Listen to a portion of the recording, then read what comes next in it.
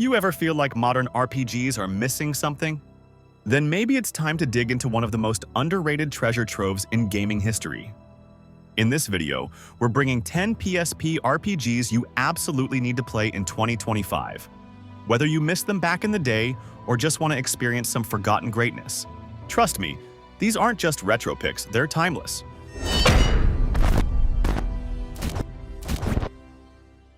Hey guys, real quick. If you're looking to buy games without breaking the bank, you need to check out Instant Gaming. They offer instant digital downloads. You buy it, you play it. No waiting, no nonsense. With over 15,000 games and entertainment products all discounted, it's one of the best places to build your collection. It's not a marketplace. They don't allow third-party sellers, so every key comes from trusted and original sources. Still unsure? They've got over 754,000 positive reviews on Trustpilot, with a 4.7 average score, and offer 24/7 human support if anything goes wrong. I use it myself, and it's a great way to support the channel. Just click the link below before your next purchase. Let's get back to the video.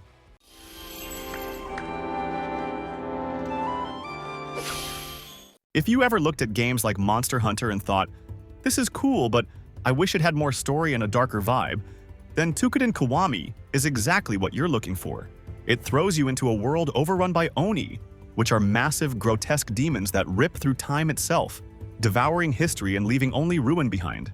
You're part of the Slayers, a group tasked with stopping this apocalyptic threat using enchanted weapons and ancient techniques passed down for generations. You've got a wide arsenal of weapon types to choose from, like dual knives for fast, agile strikes, or a giant club for heavy, crushing blows, and each one has its own unique rhythm and feel.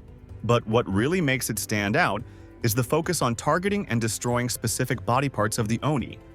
Damaging a limb can strip the monster of certain abilities or expose new vulnerabilities, and once you sever it, you have to purify it before it regenerates.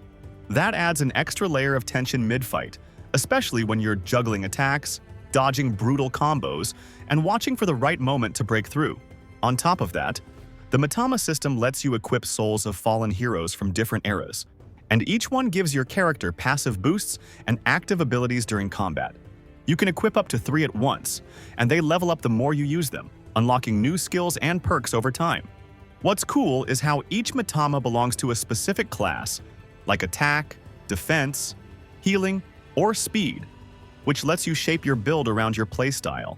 Some even boost elemental resistances or give you unique effects like auto-revive or faster purification. There's a ton of variety, and collecting them becomes its own metagame, since each one comes with lore tied to actual historical or mythological figures from Japanese culture.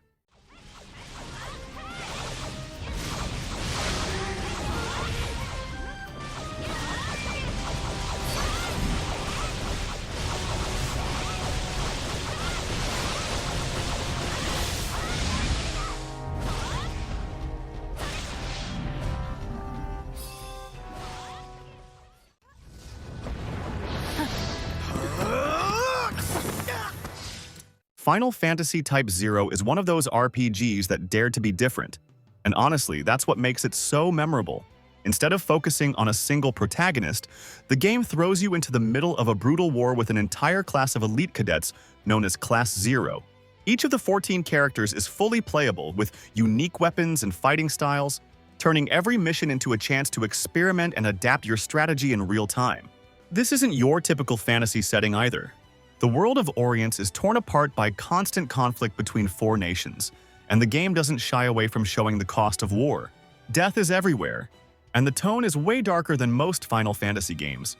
Instead of relying on traditional turn-based mechanics, battles play out in real time, with full control over movement, attacks, dodges, and special abilities. Each character has a completely different playstyle. Some fight up close with swords or fists, while others rain down damage from a distance using magic or firearms. But what really sets it apart is the kill sight mechanic. If you manage to strike an enemy at just the right moment, usually when a red or yellow marker flashes, you can deal massive damage or instantly take them out. And switching between party members mid-battle also opens up strategic possibilities, especially when missions throw different enemy types at you. Outside of combat, Type 0 also introduces a unique time-based mission structure that adds weight to your decisions between battles. The game is divided into cycles, and between major story events you're given a limited number of hours to spend around the academy. What you choose to do during this downtime actually matters, as you can unlock special scenes with classmates, train specific characters, take on side quests, or explore optional areas for rare loot and lore. But there's never enough time to do everything, so every choice feels like it has consequences.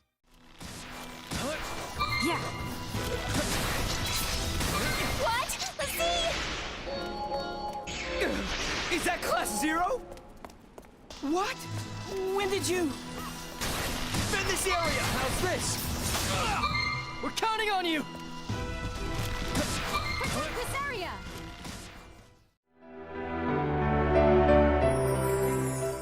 If you're into classic turn-based RPGs with no gimmicks, just pure refined gameplay, Crimson Gems Saga is a hidden gem you seriously need to check out. It's got that golden era JRPG vibe where exploration, character building, and smart combat take center stage. The art is hand-drawn and colorful, making every town, dungeon, and enemy feel alive without relying on 3D tricks or over-the-top effects. Battles flow fast with clean menus and slick animations that make every attack feel punchy. You control a party of up to 4 characters each with their own unique role, like magic users, tanks, or high-damage attackers. And what really makes things interesting is the skill point system. Every time you level up, you earn points that can be used to unlock or boost special abilities from a skill tree. Some skills work better when certain characters are paired together, creating strategic synergies and adding a layer of strategy to team composition. Enemy encounters aren't random either. You see them on the map, which means you can avoid them or engage on your terms. And since enemies scale just enough to stay challenging, the game never turns into a grind fest. And the writing strikes a smooth balance between humor and drama, blending them in a way that feels effortless instead of jarring. The characters are surprisingly self-aware, often breaking the fourth wall or poking fun at typical JRPG tropes, like over-the-top villains or the classic Chosen One setup. But it never feels forced or cringy. It's the kind of humor that comes from good timing and personality, not just punchlines. At the same time, the story doesn't shy away from heavier moments. Each party member has their own backstory, full of personal struggles, doubts, and motivations that make them feel more grounded and relatable. It doesn't try to reinvent the genre or throw in unnecessary systems just to stand out.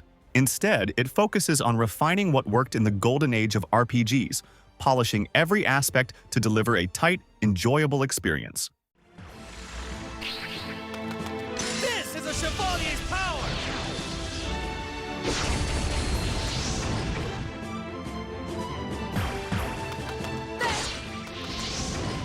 We're done here.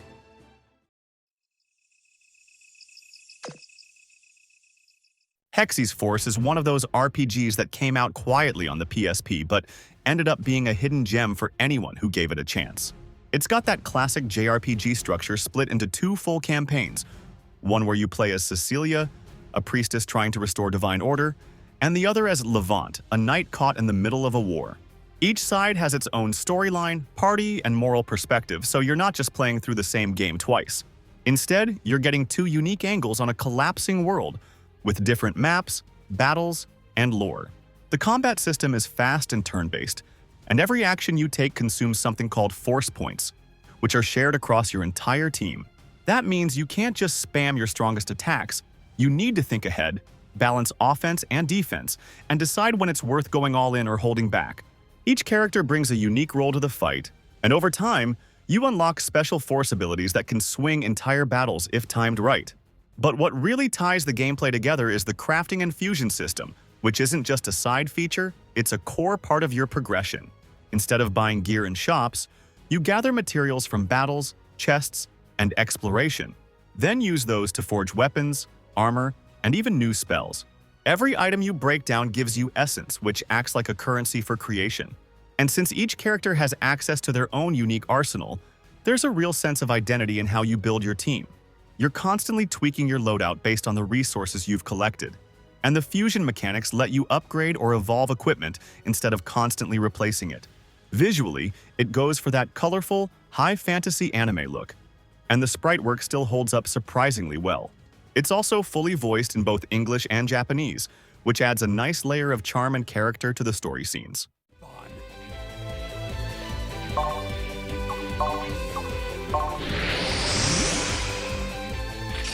I'm sorry.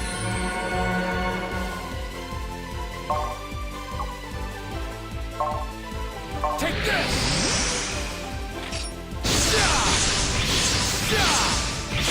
Here! Alright, quick pause. If you're enjoying the video so far, hit that like button and drop a comment. Which PSP RPG you think deserves a remake? Or just roast my picks, I can take it.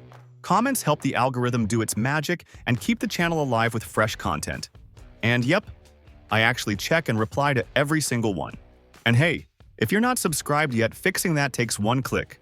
It's easier than dodging random encounters without a repellent. The world of Horadin. If you're into brutal action and dark fantasy, Lord of Arcana is one of the most overlooked gems on the PSP. It throws you into a violent world where gods, beasts, and ancient relics clash, and you're right in the middle of it. The story kicks off in the cursed land of Horadin, where countless warriors have fallen chasing the power of the Arcana, a legendary force said to grant godlike abilities to those strong enough to wield it. You play as a nameless slayer, a customizable warrior chosen by fate to face this brutal trial. This game blends monster hunting with RPG mechanics, delivering combat that's gritty, deliberate, and full of impact. You've got a stamina gauge that forces you to think before swinging wildly, especially against tougher enemies that can easily stagger you if you get greedy. Weapons come in several distinct classes like swords, axes, spears, and spellbooks, each with its own combos and rhythm, so mastering one feels totally different from another. There's also a unique system of finishers called Fatal Strikes, which are brutal executions that trigger when you break an enemy's guard or exploit a weak point, turning the tide of battle in a flash. Magic plays a big role too. You equip spells via Arcana cards and cast them in real time, managing timing and positioning during intense battles.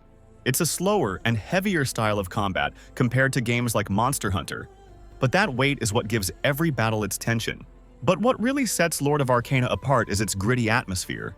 The music is haunting, the environments are drenched in dread, and the monsters are grotesque in the best way possible.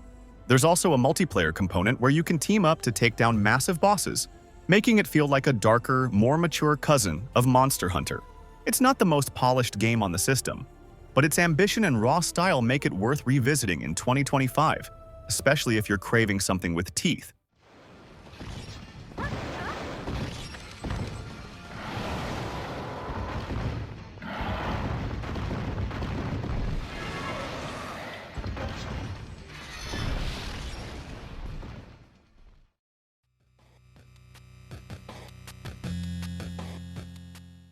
Most RPGs love to throw you into a fantasy world filled with dragons and castles. But 7th Dragon 2020 flips the script and drops you into a near-future Tokyo under siege by alien dragons. It's stylish, fast-paced, and surprisingly brutal. You lead a squad of custom-made characters from different classes, like hackers, samurais, and psychics, each with distinct skill trees that let you build exactly the kind of team you want. The combat system blends classic turn-based strategy with sleek animations and a killer soundtrack that keeps the adrenaline high. Instead of just hitting attack and watching numbers fly, the game encourages smart planning with its X skills, synergy effects, and the unique Dragon Wave system. Dragons don't wait around for you to find them, they actively roam the map, and some can even interrupt your battles if you're not careful. X skills charge up over time and can completely flip the outcome of a tough fight when used right. But blowing them early might leave you hanging in the next encounter. Plus, each class plays so differently that building a balanced team isn't just helpful, it's necessary. One thing that really adds depth to the experience is how the game handles its city hub. You're not just picking missions from a menu. You're walking through districts of Tokyo, talking to civilians, taking on side quests, and seeing the direct effects of your progress as areas go from dragon-infested war zones to safe zones. These quests aren't just filler either. A lot of them offer unique dialogues, rare items, or even little story threads that build out the world and make it feel more alive. There's also a cool hospital system where you can donate money to unlock upgrades and support NPCs, tying your actions into a bigger sense of community survival.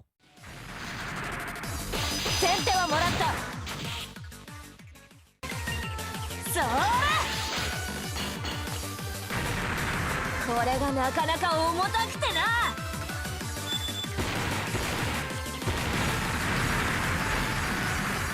大当たり。か弱い私には。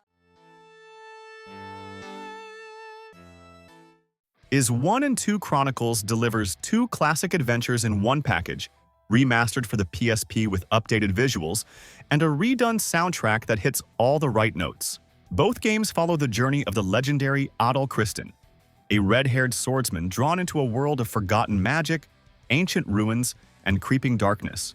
The first game introduces the mysterious land of Esteria, a place cut off from the rest of the world by violent storms and plagued by monsters that seem to appear out of nowhere.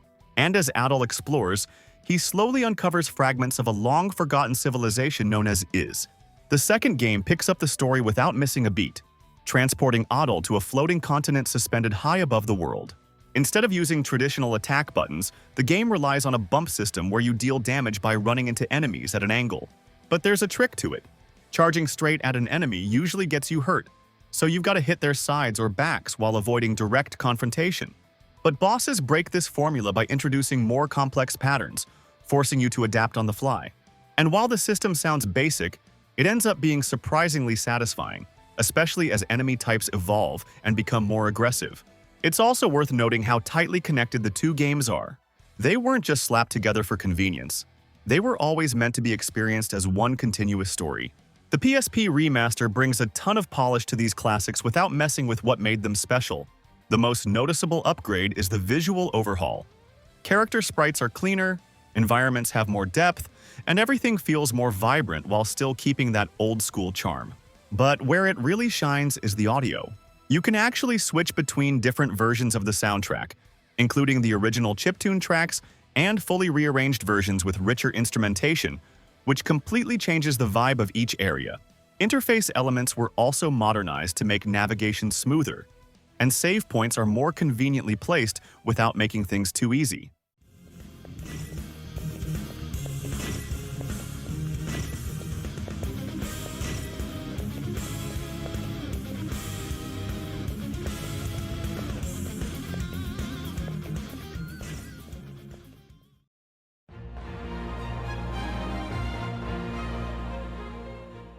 If you're into tactical RPGs, skipping Tactics Ogre on the PSP would be a huge mistake.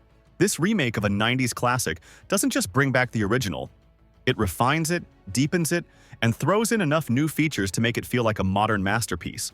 Every battle feels like a complex chess match where terrain, unit height, and movement range actually matter. Archers shoot farther from elevated ground. Mages hit harder when positioned right, and charging headfirst into enemy lines without a plan is a guaranteed disaster. The game uses a unique turn order system based on each character's stats, so speed and weight play a huge role in how often units act.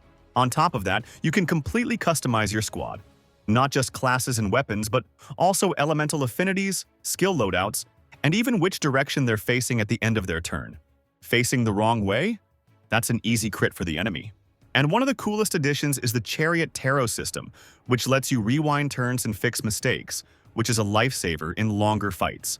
But what really makes this game shine is how your decisions shape the world around you. The story branches depending on your choices, and characters can live, die, or completely vanish based on your actions. And we're not talking about cheap illusion of choice. This system rewrites entire chapters and even opens up new endings. It's dark, politically complex, and unafraid to challenge your morals. And the best part? After finishing the game, you unlock the World Tarot system, which lets you jump back to key story points and make different choices without losing your character progress. It's a brilliant way to explore all the possible paths without starting from scratch.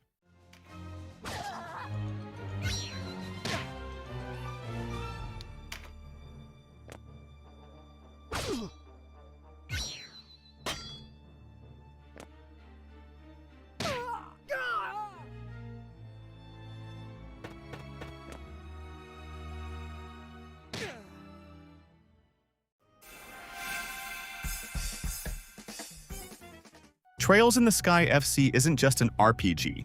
It's a slow-burn masterpiece that rewards players who actually care about story, world-building, and character growth. Instead of rushing you through a bunch of flashy battles, it takes its time laying down the political tension, the slice-of-life moments, and the relationships that make every quest feel personal.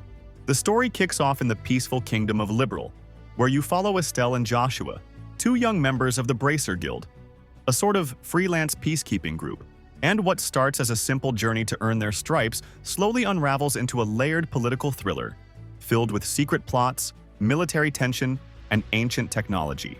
The combat system might look traditional at first glance, but it's way deeper than it seems. Battles happen on a grid-based field, blending turn-based strategy with movement and positioning. Every character and enemy takes turns based on their speed stat, and you can move around the map to hit multiple targets or avoid incoming attacks. Skills are split into arts and crafts. Arts are magical abilities powered by the orbment system, which lets you slot quartz to customize spells, while crafts are unique character techniques that charge up during fights. There's also S-crafts, which are basically supers you can trigger anytime, even interrupting the turn order. And that's where the strategy really kicks in. Turn bonuses like extra damage or healing pop up during combat, and knowing when to act or delay an enemy's turn can completely shift the outcome. This is the first game in the Trails in the Sky trilogy, and honestly, there's no better entry point into the whole Trails universe. It lays the foundation for a massive, interconnected story that spans multiple regions and generations. But what makes this a perfect starting place isn't just the scope, it's how carefully everything is introduced. The world unfolds piece by piece with tons of attention to detail. NPCs have daily routines, conversations change after almost every major event, and even minor characters come back later with full story arcs. You'll stumble across in-world books, newspapers that follow political shifts, and dialogue that constantly updates to reflect what's happening.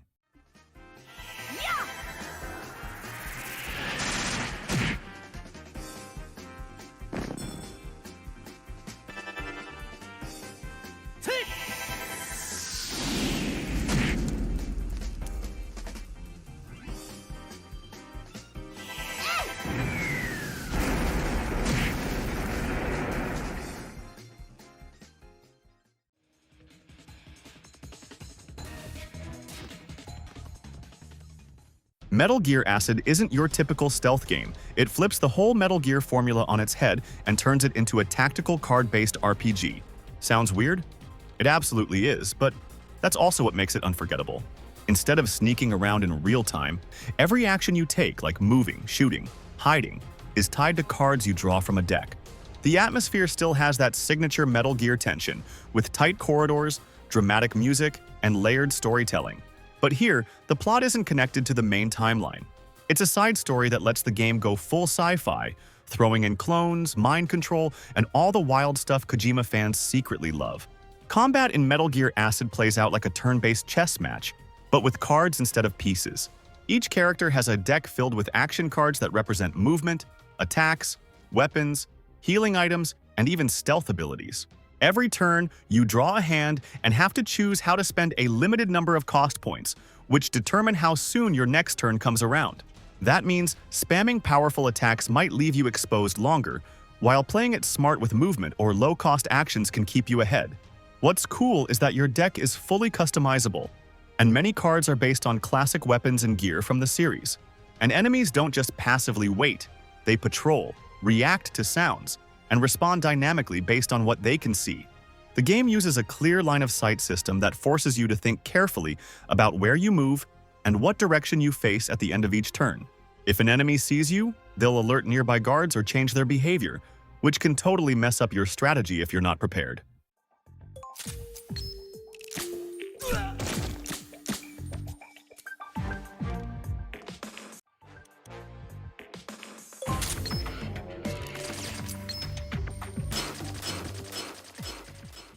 Alright, I know Crisis Core is missing, but that's because it was already featured in part 1 of this series. And yep, this video is part 3, so if you haven't seen the first 2 yet, they're right up there in the card. Don't forget to hit that subscribe button and leave a comment on all the videos to help your buddy Sage keep the lights on around here.